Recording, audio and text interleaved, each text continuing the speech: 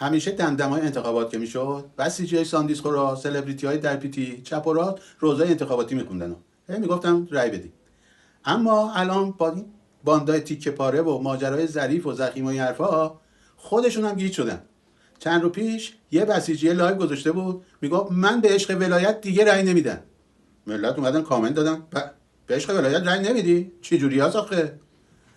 گفت آخه مقام عظمای ولایت خودش صاحب اختیاره. ما هر وقت رای دادیم و انتخاب کردیم بعدش فهمیدیم که انتخابتون غلطه و زدیم همه چی رو در به داغون کردیم.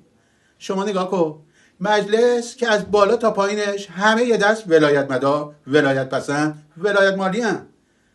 رئیس قوه قضاییه هم که اصلا نور چشمی خود آقاست. آقا مجمع تشخیص مصلحت نظام هم که زباله‌دانی ولایته. شورای نگهبان و خبرگان هم که خود عظما تعیین میکنه.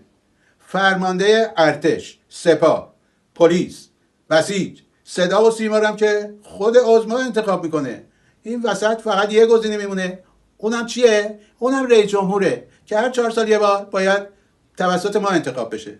آخرش هم هر چی گند توی مملکت زده میشه میگن تقصیرش کیه؟ رئیس جمهور و دولته. خب آخه این چه کاریه؟ این یکی رو هم که خود آقا انتخاب کنه قار قضیه رو بکنه دیگه. والا اینجوری در راستای اقتصاد مقاومتی کلی صرفه جویی میکنیم. نه پول کاغذ رای و صندوق و این حرفا میدیم، نه پول ساندیس و سلبریتی.